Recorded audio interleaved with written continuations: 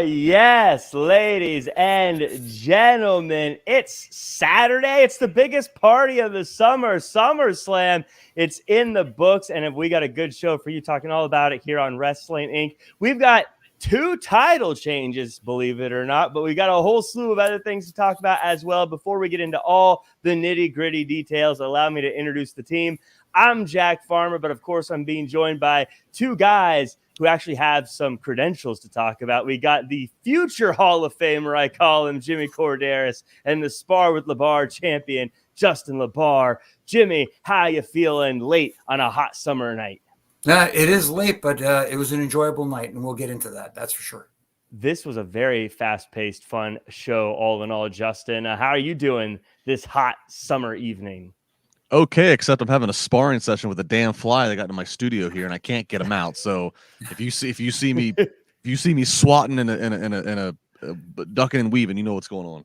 The new Spar with LaBar champion, Fly, has taken the title. See, he's right there. He's going to be buzzing right on top of the microphone the rest of the evening.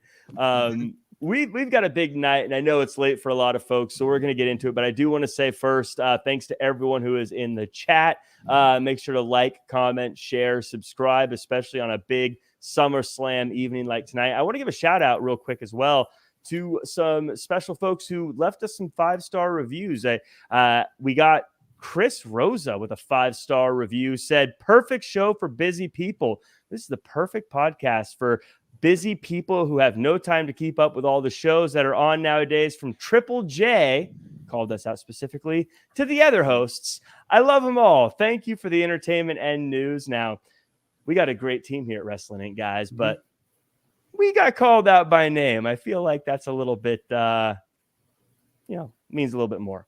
I'm going to throw that out there. But we also got, I don't know how to say it, Romery also gave us a 5-star review, said, best wrestling podcast, not even close. Definitely one of the best podcasts there is. They cover everything wrestling. Love these guys. I always make sure I listen to the podcast.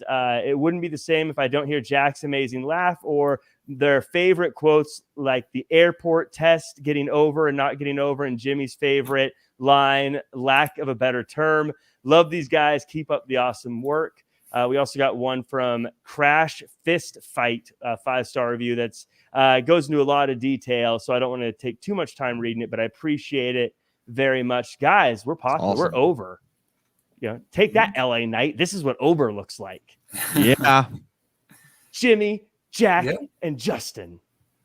That's what LA Knight really wants to say when he points to 3 different directions. Let's get into it. Everyone, by the way, in the chat, whether it be Mike Rouse in the house, Bernie, or Dylan Matthews, or Elwayish, or Ethan Cruz, Super Dave. I haven't seen before Super Dave.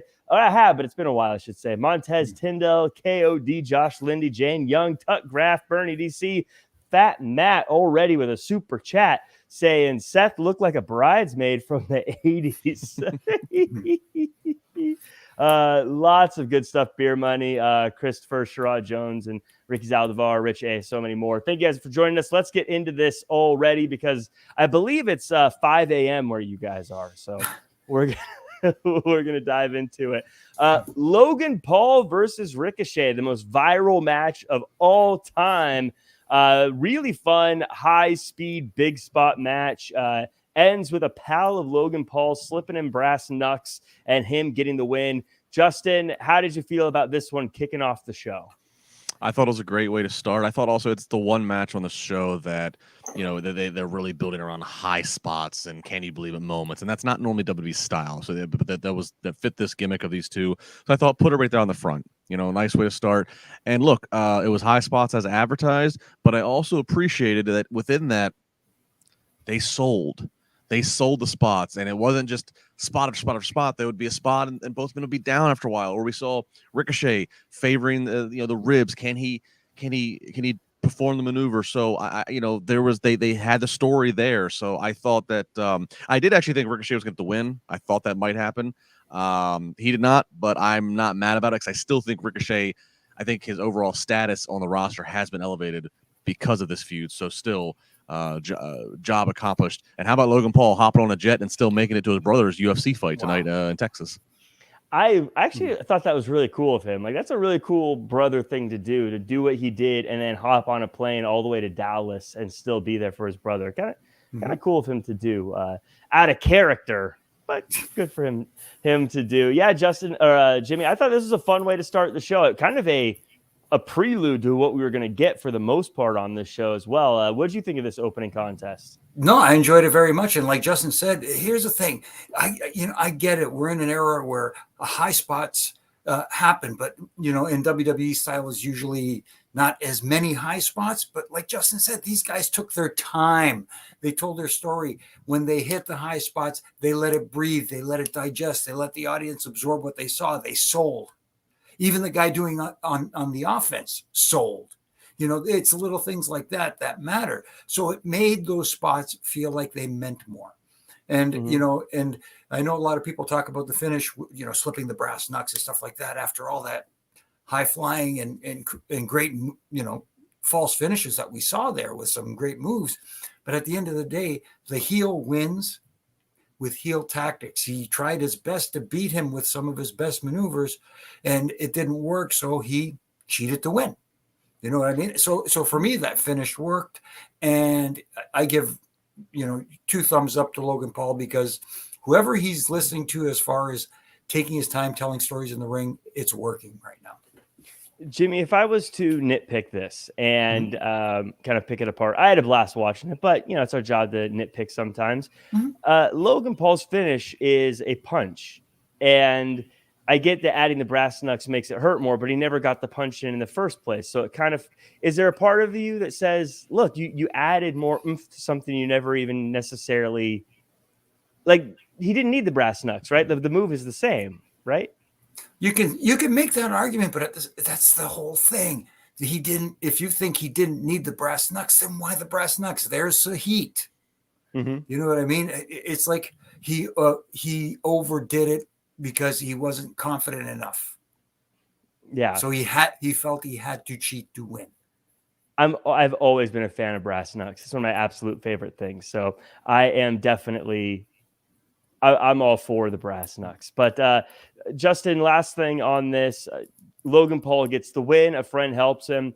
What's next for Logan Paul? Do we see him move up in the rankings, get another title shot? Is his friend going to play into factor? Is he going to be gone until Royal Rumble? What do you expect? Well, it's tough. I mean, he has had a world title match against Roman Reigns before at one of the Saudi shows. So it's like, I don't know necessarily if we say he moves up. I don't think the friend is going to be in it. And I think it's just part of Logan Paul has an entourage. He has an entire team. So at any point, somebody could be, could be there to slip him the brass knucks. So I don't really think that we're going to have a big expose on who was the friend on Monday or anything. No, I mean, I think maybe he touts and gloats a little bit here to follow up, but I think he probably disappears again. And resurfaces again, whether it's the next Saudi show, I think is in November, whether it's Survivor Series, whether, I don't know. But I think Logan Paul, and I'll talk about this later with Ronda Rousey, I think Logan Paul, they have a nice little formula of not overexposing him. Let him come around. He's around for a few weeks, build to a big show. He certainly delivers, but then let him disappear. Let him go back to his podcast, run his mouth, build up some more heat and tension, see who he might offend next. And then we go to, look, he mocked Braun Strowman tonight when he screamed Braun and then did the running power slam. Of course, Braun, Ricochet's most recent tag team partner, maybe when Braun Strowman's healthy. That would be another very fitting match that Logan Paul could advertise to his mainstream public as, okay, first I went through this human highlight reel. Now I got this guy who's larger than life for real. So, I think maybe some seeds are planted, but I don't think we need to rush into it in the immediate. And before we move forward, Andrew, I see your super chat. It's in regards to the Rousey match, though, so I'm going to save it for that part of the show. So just know I see it. We'll get to it, but I want to wait till we're to that match. The next match, surprisingly, I think one of my favorite matches of the night, even though there was a lot of good ones. Brock Lesnar versus Cody Rhodes. Cody comes out with his new cape jacket and then gets beaten to a pulp and thrown out of the ring as Brock yells, "Save yourself." And gives Cody the chance to get counted out, gives him the chance to quit, to give up. And Cody Rhodes says, nope, continues to get back in the ring hits 3 crossroads to get the win, and earns the respect of Brock Lesnar. Justin, the reason this is one of my favorites, I think, is this actually had a really great story to it, in that this was a match that Cody said, I want to embarrass you. I'll do whatever it takes. And I think Brock was giving him that, like, let's see if you will. I beat you up. You're outside. You can let this end anytime you want, unless you want to fight through it and come back in the ring. And I thought that was just a cool, very unique setup to this match. Yeah, and look, Brock Lesnar told so much and sold so much with his facial expressions, and he said he's screaming "Save yourself," and this is only going to get worse. So the dialogue that he was giving in between these beatdowns, but even just his face, and commentary did a great job narrating, like just the disbelief, like he went from like being like at first offended to then he was just like disbelief, like, are you kidding me? Are you really going to make me do more of this? And it did wonders. It really, I think, sold. And you know, look, and we got a first. I don't ever remember anybody else getting Brock in the Kimura, so I thought that was something, you know, kind of unique to make this match special, stand out against Brock. And then obviously, you know, Cody gets the win. And talk about, again, another unique thing. Brock, especially, and I call it the post UFC, so since he came back in 2012. Brock's had high profile feuds against John Cena, The Undertaker, Roman Reigns, just to name a few. I don't ever remember him post-match doing the stare down, handshake, raise the hand. That is something they have kept in the holster as it pertains to Brock Lesnar booking. While you can say a lot of Brock Lesnar booking in matches can have redundancy, a lot of F5s, it's a lot of same staples. They have not used that, and they pulled it out tonight, and tonight might have been the perfect time to do it, because that endorsement of respect that he gave, you know, because it's almost like he's raising Cody's arm and they're hitting all 4 sides. You're almost waiting for him to pull him in and F5 him, right? That would be the beast thing to do, but he didn't.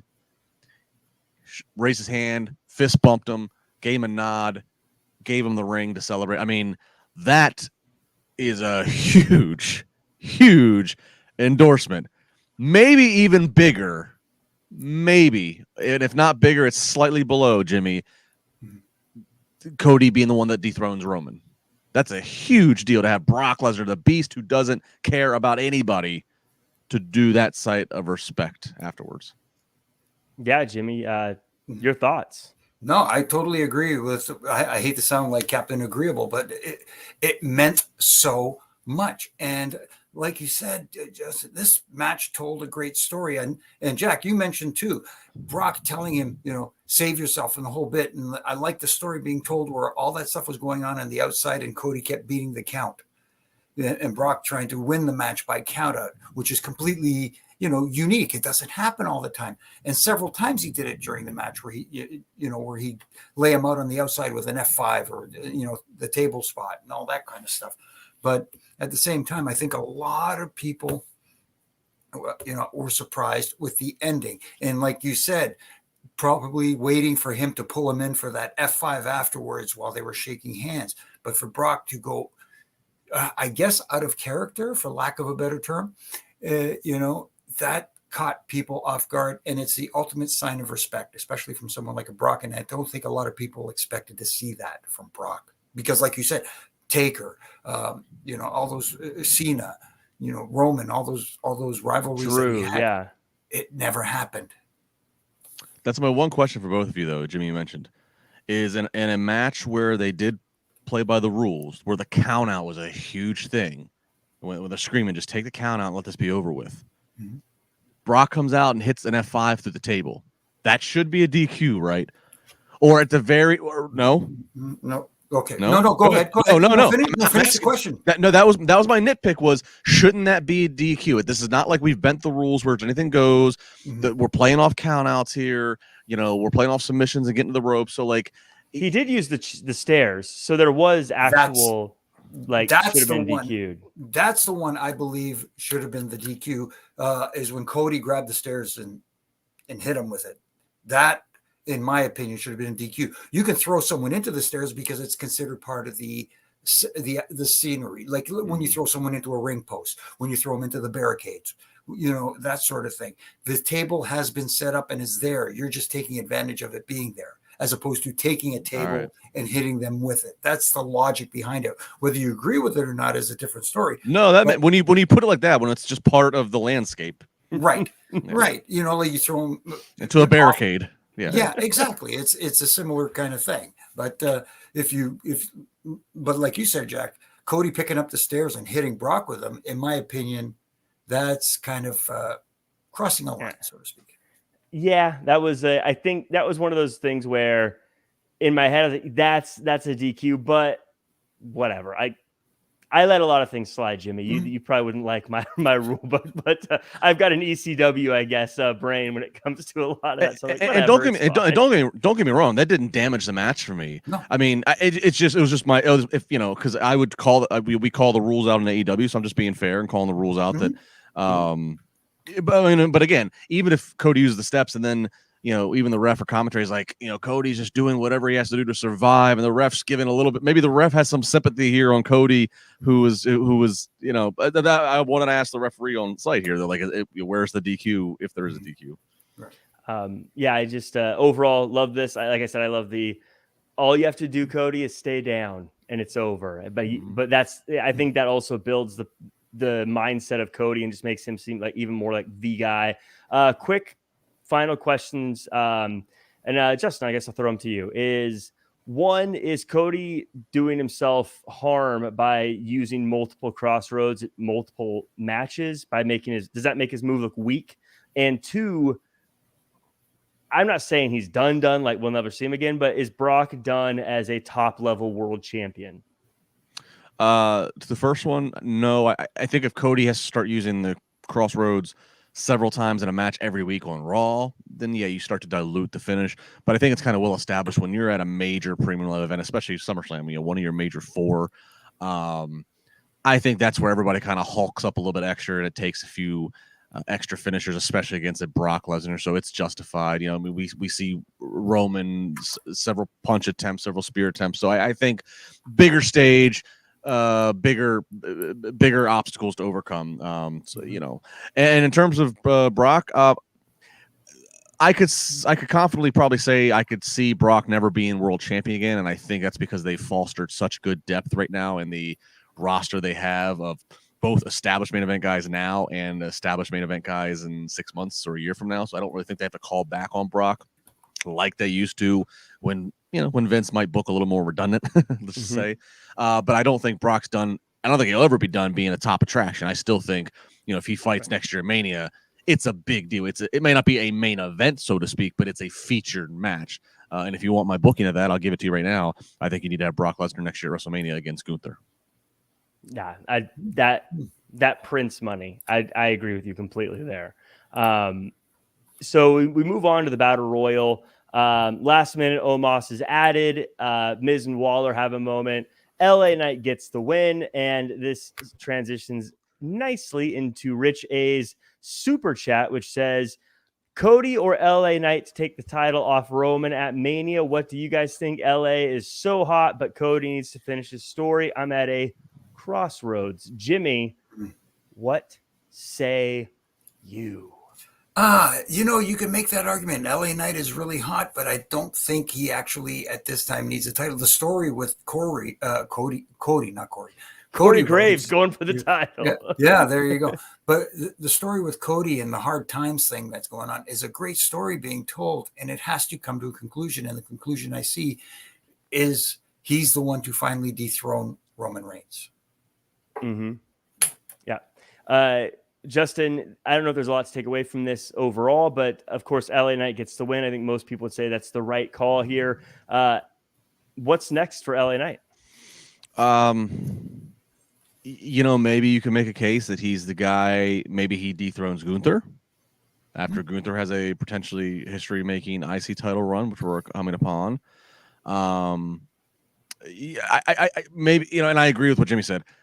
LA Knight, not to say that LA Knight might not be, you know, he might still be a top guy here for the next 5 years. I mean, this organic groundswell of support is real. So I'm not dismissing that, but he doesn't have the backstory and all that Cody has and what have you. So I think if you're talking Roman, Cody's in that conversation. That's not to say that LA Knight's not a guy who's not holding the other world title in the next year. If you want to know what I think immediately, I think based upon LA Knight's promo on Friday SmackDown, based upon the elimination he did tonight, I think we could see LA Knight move from Friday to Monday, and we could see something with he and Miz.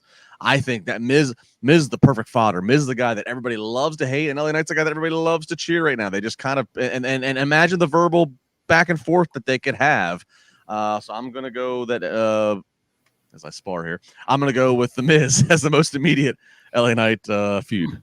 I love that because I agree. I think Miz is one of those guys. One, you'll get the great matches, you'll get the great promos, and it's a win that LA Knight can get that looks good, but also doesn't hurt Miz any to lose to LA Knight. And LA Knight is wildly popular, and in this moment, I think that he feels like he could be the guy. But what WWE is doing very well, I think, especially with that top championship, is they're being careful not to let the person of the moment be the person. It's got to be someone who has a very long lasting level of popularity. And LA Knight's super popular, but right now I think they're still like, let's see if this is long term or if people would turn on LA Knight, because fans turn on really popular wrestlers all the time once they start getting their wins. And so I'm not saying that's going to happen, but I think you got to have LA Knight, you got to have him build up gradually, or you're going to get a John Cena turn on him, Roman Reigns turn on him situation, I think. Maybe it'll be him. I don't know. We'll see next year. But for right now, I think that's why they're kind of like, let's have him beat up Top Dollar. Then we'll have him, brawling brutes, Miz. Let's see him do that for a little bit and see if the groundswell is still there in and keep in mind, by all accounts, and the Triple H does seem to kind of book again a little bit more long term. He's got an idea of where they're going. We can certainly attest to Raw and SmackDown. We're not getting the rematches that we used to have. There certainly is a plan.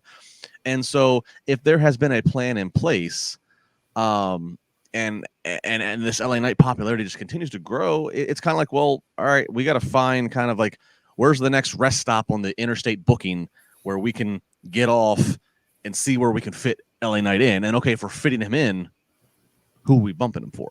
You know what I mean? Yes. So it's some of it. I say this, and I'm an LA Knight fan. I say this to the other LA Knight fans out there watching and listening to this.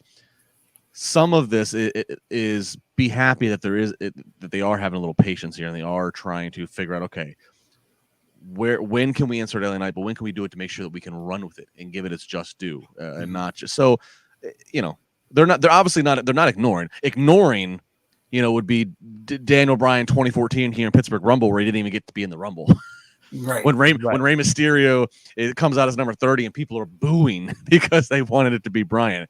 They're at least acknowledging by making a battle royal. I think that's probably why they just did the battle royal. There was no stakes at hand. They didn't need to do it. The damn show was long enough, right? I think they did the battle royal to at least let LA Knight win something right on the show.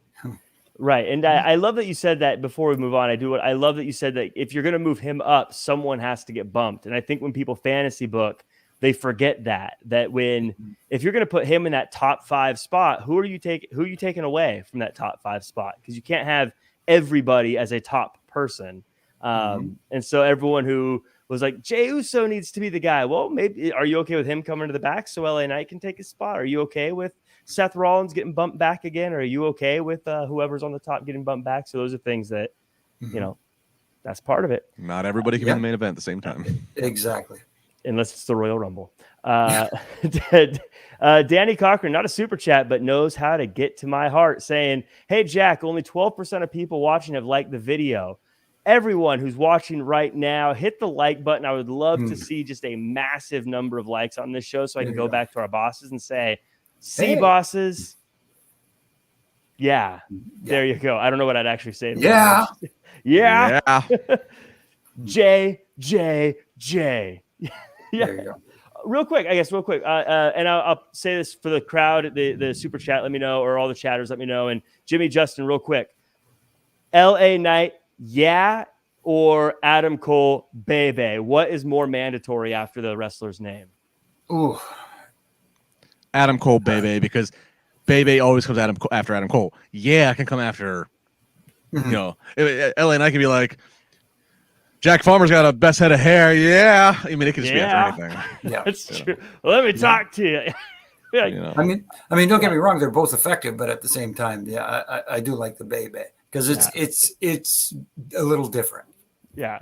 Yeah, I mean, you can go to the bar and be like, give me a vodka Sprite on the rocks. Yeah, I mean, it can go at any point, But exactly. Adam Cole, it's baby afterwards. I'm sure Detroit is filled with Yaz and let me talk to yas like crazy right now. Oh, I guarantee there's some bartenders and waitresses that are like, what the hell are these people? What are these tourists saying to me this week? What's going on? Jane Young, super chat. Shout out to you. Thank you so much. Thank you for your podcast. Thank you, Jane Young. Thank you, Jane. And then Andrew Ung, very, very patient. Thank you for waiting. As we get to Ronda Rousey and Shayna Baszler, lots of strong strikes. Shayna's down. Rousey wants her to get up and fight. So the refs let her, and Shayna chokes out Ronda Rousey. So Andrew Ung with the super chat. Jimmy, this one's going to you. Whoever came up with that WWE MMA combo match should be released. Shout out to future Hall of Famer Jimmy Korderas. Oh, thank you.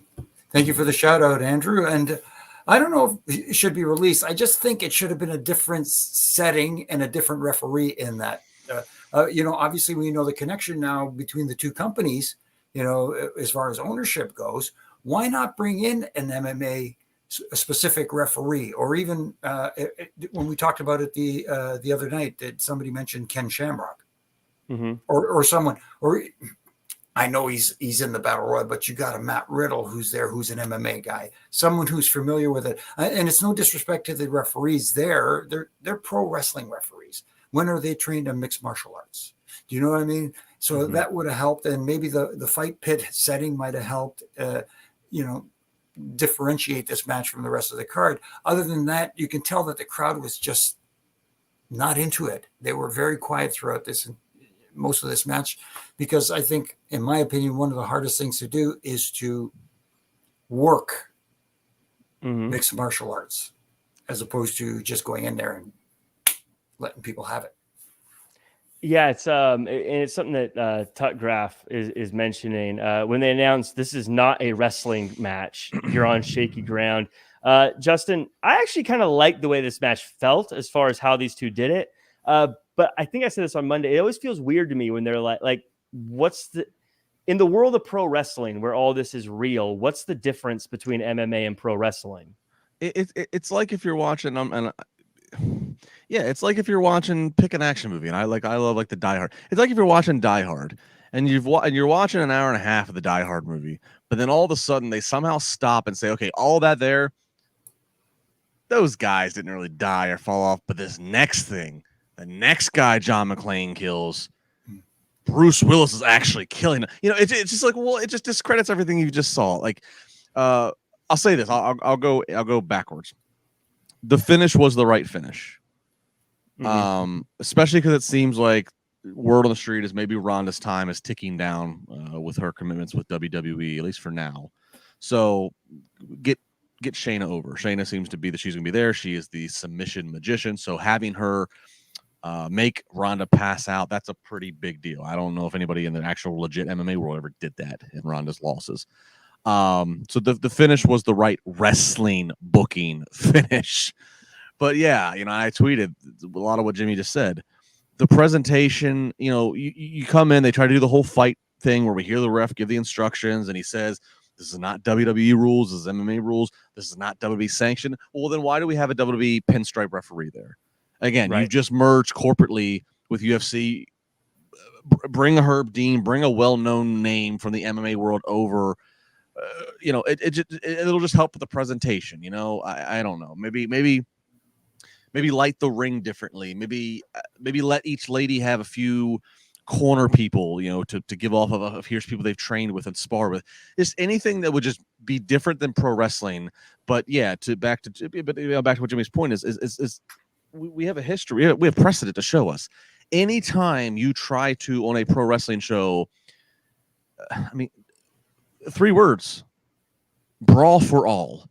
Anytime we try to go into different territory, one way or the other, it usually ends bad. And my final thought is, I don't know Ronda Rousey. I know that she was passionate about pro wrestling. I know that was always a thing. Hence where the name Rowdy came from. I know that she loves pro wrestling in the business. It is very interesting that I can think back to Mania 31, watching her make that cameo where she comes into the ring with The Rock and she hip tosses Triple H and Stephanie. we go from that where we were all clamoring for her to be part of the WWE roster.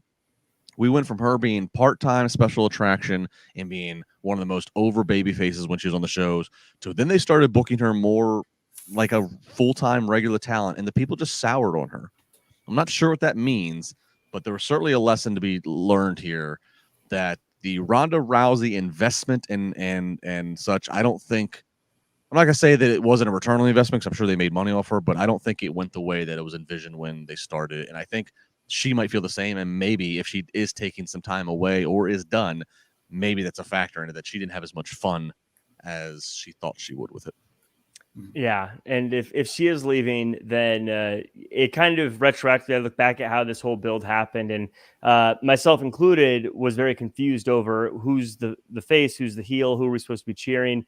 And I think what was happening is they knew in this situation, Shayna was the one everyone was going to love. But now that if Ronda is gone, Shayna is going to be a heel against everyone else. And so I think they were trying to not make her a face, but she was clearly the face in this match, if that makes sense. I think it's just kind of a weird situation they were in with this. Because yes, I'm cheering for Shayna in this match, but on Monday when she comes out and has a match against Candice LeRae, we're gonna boo Shayna Baszler again. Right. So we can't have her act like a underdog who's lovable now. Right? No, I get what you're saying. It was almost like the audience and the crowd made her the lesser of two evils, and that's why she was kind of like the baby face, for lack of right. Yeah, in this situation. So, well, we get to one of the harder hitting matches of the night. Drew McIntyre challenging for the Intercontinental Championship against Gunther. Jimmy, this one was everything I think we expected it to be, hard hitting. And this is where I'm going to say, Jimmy, I don't know what your match of the night is, but I feel like this show had a match of the night for every flavor of wrestling fan, except for maybe deathmatch. No, and that was the beauty of this card tonight, because there were some good matches, and they all had different feel and different vibes to them. And this one, like you said, hard hitting. When you talk about wincing every time you see Gunther throw a chop, it's like, and you take someone like a Drew McIntyre. When does Drew bump for anybody after giving a chop outside of maybe the Big Show? Right. You know what I mean? So yeah, this was a solid match. These guys really put it out there, and they told a heck of a story. And, I enjoyed it very much. Like you said, this was some people's cup of tea. I enjoyed it. Yeah. Don't get me wrong. I don't have a particular cup of tea. There's some stuff that we're a coffee guy. Yeah, I'm a coffee guy. Patrick LeBlanc, by the way, shout out for the super chat. It looks like your comment here. And Justin will send this one to you. What about turning Gunther face? He is getting a lot of clean wins over a lot of people. For me, fight of the night tonight. Your thoughts on a turn for Gunther? No. That would be a waste of a lot more to come that you can do with him. I mean, Gunther is he's got a lot. I'm not saying he couldn't be a face eventually. Everybody, look, if Kane, if the character Kane can be a babyface, anybody can be a babyface. But no, Gunther, there's a lot more money and a lot more road to be traveled with him as a heel. He's likely going to break this IC record. That's going to be huge. That's huge too. Remember, this is a guy who made a pretty big name around the world as Walter. Pretty big name. He's one of the biggest names on the independent global scene that had not been in WWE. And he goes to WWE. He's Walter, but then he gets to the main roster. He gets changed to Gunther, and I mean that's throwing away a lot of equity, a lot of reputation. You're rebranding somebody like that with a new name, and to Triple H's credit, because it's happened under his watch, he's managed to make Gunther bigger than Walter now by putting him in the history books, or it's going to be soon here when he beats Honky Tonk Man's record in the history books of the longest reigning IC champion ever. And he plays the heel role great. Obviously, the fact that the Imperium, that the foreign aspect of it that plays into it. But no, Gunther has no babyface days in the near future. He's got, like I said, he could be a challenger for world title, presumably the one that Roman's not carrying. and I think that he could have a big box office payoff on a big show in the future against a guy like a Brock Lesnar. I think when you see chops like that tonight, you see that kind of physicality. I think that's one that would excite Brock. Of here's another kid, for lack of a better term, that Brock could work with and help elevate. So, no Gunther babyface anytime soon. Yeah, he's also. I mean, people cheer him because they respect him, but that character is not likable. You know what I mean? It's we appreciate his talent, but we're not cheering him because the character is someone that's lovable. We're cheering him because it's like when people cheer for Thanos when he shows up in Marvel movies or things like that. It's not because he's someone that we should like as a hero. It's because it's like, oh, he's the big bad guy. And when someone does beat him, I think, as someone alluded to in the chat, DJ Eviev was asking in the chat, who on the roster is beating Gunther? We talked about it this week. I think I could see Chad Gable giving him a run for his money at this point. He had nice little showing with him. Yeah, he had a nice little showing with him earlier this week, in that 5-minute challenge thing and the whole bit. And, you got other names. We mentioned earlier Braun Strowman. When he returns, maybe he's someone who can, if not win the title, at least, Or again, if you wanted to do the test to see, okay, is the fan momentum going to sustain? Mm-hmm. Let's let LA Knight become IC champion. Let's see, once we give a title belt to LA Knight, do the fans keep wanting more? It's kind of like when Stone Cold beat Owen in '97 for that IC title, obviously under very crazy, dramatic circumstance of almost breaking his neck. It was kind of like, okay, we give Stone Cold the IC title. Does that kind of just soothe the crowd, or do they want more? They wanted more. Mm-hmm. It's kind of that same kind of test. Right. Give them the IC title. See, are people happy? But now, do they want him to go after the? So I think there are options to challenge Gunther, but I do think he's definitely going to break this record before any of that happens. Whether it's Gable, LA Knight, whomever. Now that you mentioned it, I could see maybe LA Knight having a small run with Miz, and then when that's done, challenging Gunther. And the promos, because the personality clashes between those guys, because one is such a respect the ring, Walter, not about fun and games, and then LA Knight coming in and being loud and brash and and all that stuff to go. I think that could be a huge moment for him as well. Yeah, I think there's a lot of guys who could still be the person to beat Gunther.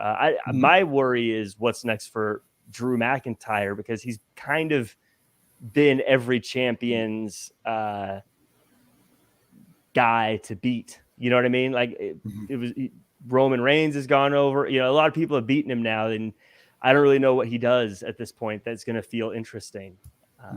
That's a good That's question. a challenge. But that's why it's not my job to figure that out. It's my job to nitpick when other people do. Speaking of challengers, Finn Balor had his match with Seth Rollins, and Balor with the 7 across the scar where his chest where the scar was. Rollins wearing the vest from 7 years ago. After a while in this match, Damian Priest comes out and tries to help Balor, then tries to give the briefcase to Finn, but the whole thing goes wrong, and Seth Rollins gets the win. Justin, this, as a sports entertainment wrestling fan, this one gave you the wrestling and it gave you that sports entertainment finish. Yeah, it did. There are God, again, if you have the pencil, there are so many different creative. You are at a creative traffic circle. There are so many ways you can get off that you could go. With Finn did not get it tonight, but what was Priest's real intentions? I mean, there's and then look, the next premium live events 4 weeks from now here in Pittsburgh, I will be at. It's Payback. What a theme that is, Payback. So yeah, there's great turmoil here. My going into this, I predicted on my tweet, I predicted Rollins to win. But then I was texting somebody during the show tonight, and they asked me, well, what do you think booking-wise? I said either Rollins wins or Finn wins, and then Priest cashes in on him. I was like, I don't see a scenario where Finn is walking around as a champion. I'm sorry, Finn, but I just don't. I think he's going to be ultimately he's going to be the odd man out of Judgment Day. But I don't know how. I'm intrigued. I am intrigued. I can't wait till we are talking together Monday night to see what goes down on Raw and where the next level of this saga is between the Judgment Day members. Yeah, Jimmy, this is something that I think that WWE has nailed in that they don't just do what seems obvious, but they keep things interesting and interlocked, and they keep turmoil. Right. And it's like Justin came up with several different scenarios that are possibilities. You're keeping your audience guessing, and that's the best thing. And you're making them want to tune in to find out what happens. You always want when you end up watching something, you go, oh, well, that was all right. You know what I mean? You're not looking forward to what happens next. Now, with all this going on with Damian Priest and Finn Balor, especially after tonight, you want to see where this leads. You want to see what happens next. And, you know, Justin talked about a possible cash in after, let's say, Finn would have won tonight and, you know, and Priest would have cashed in on Finn Balor. Now that this attempt to help Finn win the title failed with the briefcase, what if Finn was the one to kind of cost Damian Priest the cash in opportunity down the road somewhere? Well, that leads me to a super chat we got, Justin. I'm going to throw it to you, and it's from Corey Pride saying, Finn should have won. Would have been intriguing. Is there a case to be made that Finn should have won tonight? Well, I mean, you can make a case because then you have the scenario of Finn wins, and he's looking over his shoulder at Priest, who's walking around with this briefcase, and you know, so there's that. But I don't think. Again, I hate saying this because I think Finn Balor is a really good worker, and there's a lot of good about him. But I don't. You either have Seth Rollins, who's so over, and he's Seth Rollins. You either have Seth Rollins continue to walk into these live events and walk into media and everything as your champion, or if he loses it right then and there, then the story is, you know, Finn, who last time he won a title from Seth, got to enjoy it for a split second until he had to vacate it a day later. So it's like it would have been apropos that, again, Finn wins, and seconds later, he's losing it again. And this time it's to his brother in the Judgment Day. So that's just where the story makes sense. You know what I mean? That's why I said I don't really see a scenario where Finn's walking around as world champion, right? I mean, so, you know, we'll see. We'll see. But that's just where it is. Yeah, I think... Yeah, I agree. I think it would be intriguing. I think this is more intriguing, and you also keep the title on Seth Rollins. Also, now it's a matter of, will Finn help Damian Priest get the title the way Damian Priest probably believes he was trying to help Finn? I think they got it right here, but as always, we'll have to wait and see. Speaking of cashing in Money in the Bank briefcases, though, Bianca Belair versus Charlotte Flair versus Asuka for the Raw Championship. Bianca Belair comes out with a C4 and is last to come out, which to me, I think kind of telegraphed who was winning this match. But I will say, Jimmy, hook, line, and sinker. I thought Bianca was really hurt. I thought she was leaving for real here, but she comes back. She gets the win. Io Sky cashes in, and we got 2 title changes. Walk me through your thoughts through this triple threat match. Well, starting at the beginning during the entrances, I just found it odd that the champion was introduced in the middle. Charlotte came out first, and they introduced Asuka, and then, like you said, Bianca came out with the C4, and it just that felt odd. I think the champion should always be introduced as the last person to enter the ring, but that's just, you know, my little nitpicking there. As far as the match goes, the women worked hard. It's just that the crowd, again, at moments weren't buying into it. They were kind of in and out of it, so to speak. And then I kind of liked, you know me, I'm the big complainer about the roll up finish.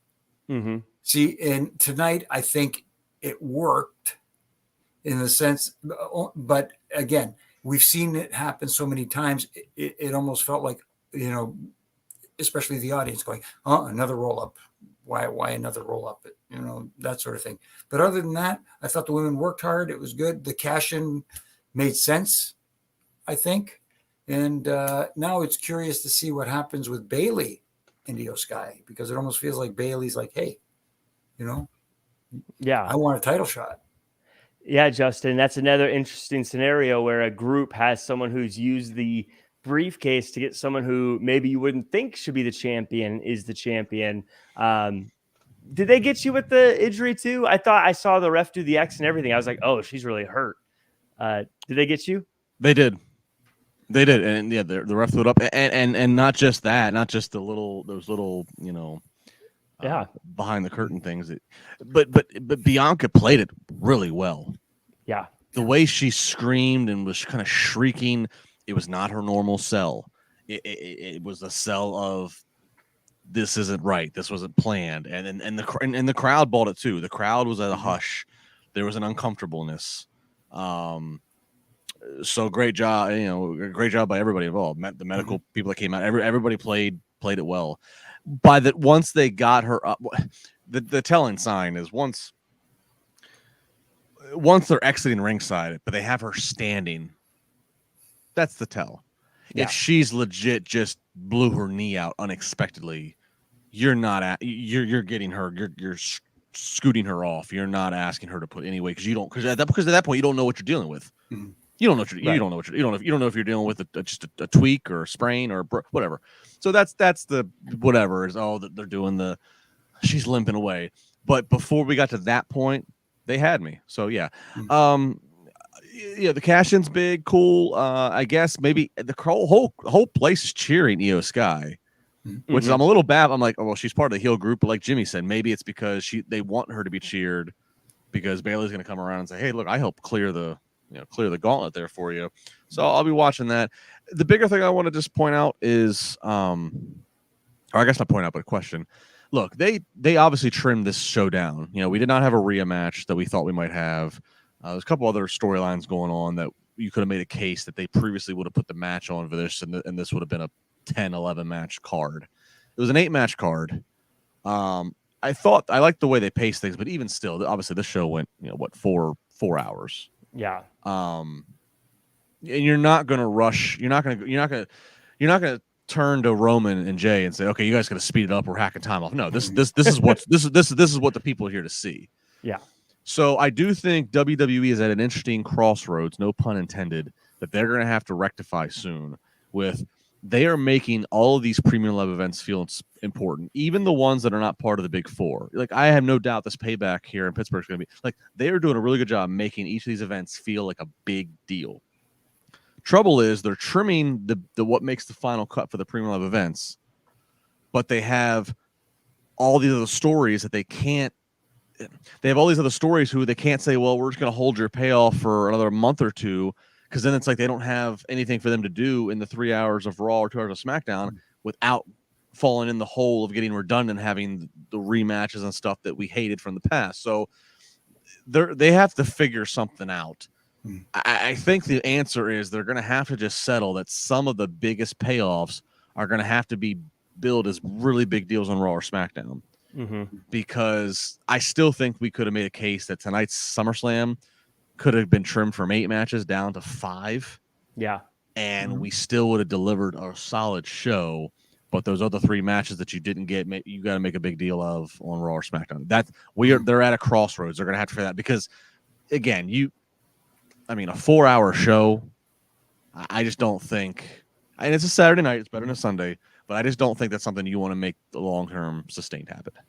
And you could feel it in the crowd. For me, I started to notice it with this match, and we'll get into the main event too, but you could tell the crowd was getting burned out. Because a lot of times too, it was a 4-hour show, 4-hour plus, but people a lot of times get there an hour early for any potential pre-shows and stuff like that. And so for a lot of people, they've been there 5.5, 6 hours. And so at that point, there is a little bit of like okay, what's next? And I know it sucks to say people get bumped to the, you're going to blow off your big rivalry on Raw, but I think that's kind of what happens.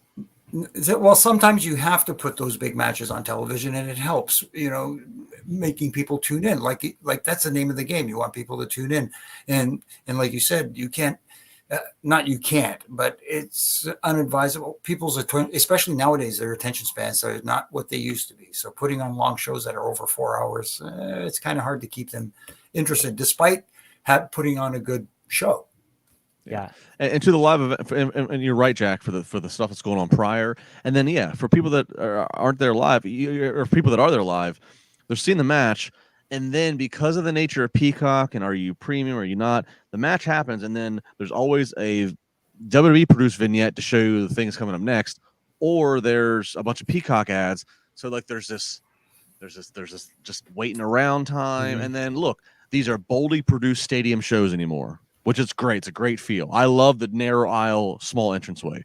I love seeing more crowd on top of little LED. I don't need to see a stage that takes up half the arena. But this is a valid thing. Long entranceway, long entrances, more. Roman's entrance tonight was over 5 minutes long. So, and you're not Triple H is not going to tap him on the shoulder and grill and say, hey, I need you to do a light jog to the ring. We're running short. No. Could you imagine him like right? That's an FNS. That's an SNL skit. Or you're going to Charles Robinson. Yeah, exactly. Yeah. You're going to Paul Heyman running behind you with the belts on, right? Or it's WrestleMania 3. We got like a little ring on a flatbed. It's going to take him out. No, you're going to let Roman Reigns walk out and soak up the energy. He's why the people are there. But I think that they are at a crossroads. They need to figure out. They need to continue to make trims on these premium live events. Yeah, and as we get to the last match, I know that Jey Uso, Roman Reigns, title and the role of tribal chief on the line. There's definitely a style to a Roman Reigns match, and some people hate it, some people love it. I have historically really liked it. I feel like it always feels so dramatic, and I'm a fan of it. Jimmy, I'll say this time, I don't know if it's because the show was longer or if it's because it felt like all the other matches were very fast-paced. I got to confess, this main event felt just slow watching it. It felt like they were taking too much time, in my opinion. But what about you? No, I don't. See, that's questionable. Too much time. I know they did take their time because they definitely weren't rushing into all the spots, especially bringing out the weapons when they eventually did do it. The biggest challenge I think they had in this match to get the audience to buy in was I can't tell you what percentage of people expected Jey Uso to actually win the title in this match. Yeah. And that was the challenging part, is to through the process of this match, get people to buy in, because they were quiet at first, but they started to draw the audience in. There were a couple of good false finishes there where people were like, oh, that could have been it. Oh, that could have been it. And, we got, the ending that we got and the turn, what turn, but you know what I mean? Jay's brother costing him his opportunity. So maybe that's the direction we're going, where two brothers are going to feud right now. But I think that's part of the problem. And in my opinion, part of the problem was that a lot of the people weren't buying into the fact that there was an opportunity for a title change here. Yeah. Yeah. Jimmy hit it here, and I'll just expand. I think this is where you have to, this is where you have to like step out of you're so invested in the story. And I'm saying, I'm speaking from like the perspective of like the booking committee. You're so invested in the story, but you also have to step out and think, okay, what does the average fan actually believe? And so I agree with Jimmy. I don't think if you poll the fans, of course, they're all cheering Jimmy. They're loving to do the whole thing, whatever. But if you actually said, look, fan, I'm putting a gun to your head, or I'm making you bet $20 right now in your pocket, who's winning? The majority are going to say it's Roman Reigns. And so at that point, here's what you need to realize. The majority of fans are not expecting to believe that Jey Uso's winning. So you don't need to have the match you don't need to have the bell to bell go as long as it did. You can condense the bell to bell by probably half. What the people are tuning in for, the reason why they are okay with it being the last match on the show, they want to know, why is Jey not going to win? How is Roman going to retain? Who in the bloodline is going to do something? Who else in the bloodline is going to do something that's going to throw a kink in things? Is Solo going to throw a kink in things? Is Jimmy going to reappear? Is Paul Heyman going to have second guess? Is a new member of the Anawahi family going to show up? That's what I think people were tuning in to see. Roman's going to retain. How the F is he actually going to retain? And I think we need to be. That's what the booking committee needs to know. That's what people are tuning into. So let's just get to that. We don't got to have it. We don't need to give them a 30-minute bell-to-bell match. We give them 10 to 15 and just get to that. And so that's where I think, as I saw the fans at some points kind of just in between, I think that's where the disconnect was. It's like, okay, let's get me to the point of what I want to see. Yeah, and I think that's why I think that nails it. I think that sums it up perfectly. I think that's why as the match goes on, because I'll admit, as the match goes on, I'm getting more invested too. But I think it's because, like Justin, you said, I know that whatever the reason that he's not going to retain is getting closer, and I'm going to see what that next story beat is. And I think it's a great story beat, but it also, I think, is one of the reasons why I didn't expect Jey to win, is because the real story for Jey is to eventually face Jimmy. That's the Jimmy Jey story, is the big story, where Roman, his big story is obviously going to be whoever the next big challenger is, whether it be Cody or Seth or whoever. But Jimmy, what was your no? Just again, little seeds that dropped, like the spear on Solo. Yeah, by Roman. Obviously, it was Jey who caused the spear, but at the same time, we did see that little bit of a from Solo. So, again, that's a little seed that may be watered, planted and watered a little bit down the road, but let's not rush into that as well. Right. Patrick LeBlanc with a super chat. Thank you so much, Patrick.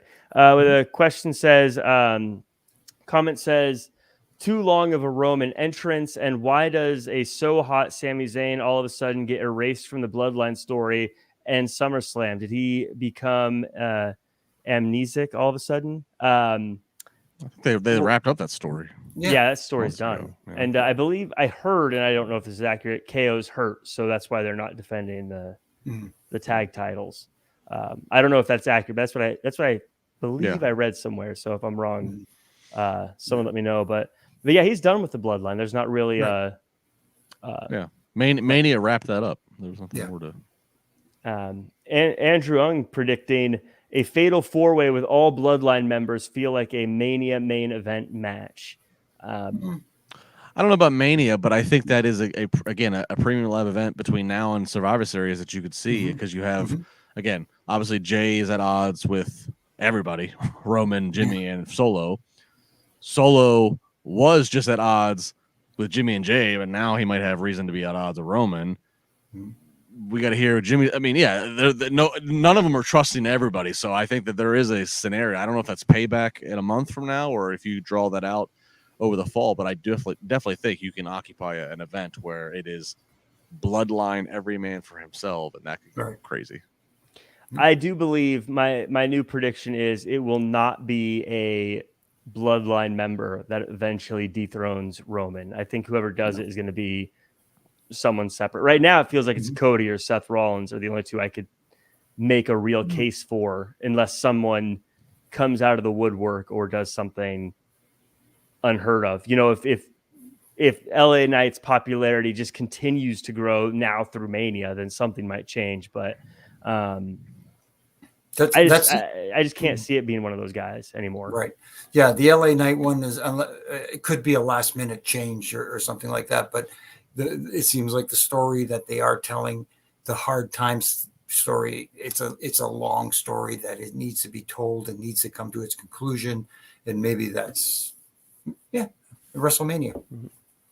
I mean, so there you go. Maybe that's the story, is you get to the fatal 4-way with the Bloodline. It builds up. Maybe it's Solo versus Reigns at Survivor Series, and then it's the 4-way at Royal Rumble, and then it's Cody Roman 2 at WrestleMania. I don't know. We'll see. But that was the show. I thought overall it was a really good show. I thought it was fat. Like I said, it was a long show, but every match feels like it delivered one way or the other. Everyone in the chat, let me know what your thoughts of the show were overall. But Jimmy, you get to go first. Final thoughts on this year's SummerSlam, and where can the world find you online? I thought SummerSlam delivered this year. It was a little bit of a long pay-per-view, especially for 8 matches. But at the same time, I thought for the most part, all the matches to a certain extent delivered, except for that maybe the women's MMA rules match was kind of maybe the low point of the night for me. But still, I enjoyed the night very much. And as far as where you can find me, obviously on here on Monday nights with Triple J, and on Wednesday nights with Justin and Issa reviewing AEW Dynamite. You can catch me on the Reffing It Up podcast with my good brother in stripes, Brian Hebner, and of course RJ, who holds our, he's the glue that holds everything together. And you can catch me on all my social media platforms doing my ref and rants from Monday to Friday. And as I say, they're only a minute long, and they're a critique, not to tear down, but to maybe tighten some screws that I think might need some tightening. And Justin, how about yourself? Yeah, at Justin LaBar across the socials. I'm on Instagram. I'm on X. So hit me up there, and yeah, I'll be back Monday with you guys. Wednesdays, as Jimmy said, for Dynamite, and most Fridays Spar with LaBar on Sirius XM channel 156 on Busted Open. Yeah, a lot going on. It's gonna be a fun finish out here to the summer. Next premium live events here in Pittsburgh. I already got an interview lined up with Rhea Ripley, so that's going to be coming here in a few weeks, myself and the Eradicator. So lots of stuff coming up. Looking forward to it. And again, thanks for everybody on this podcast. We have a lot of fun with it. I mean, like, it's 1:22 here on the East, but we're up, we're having fun.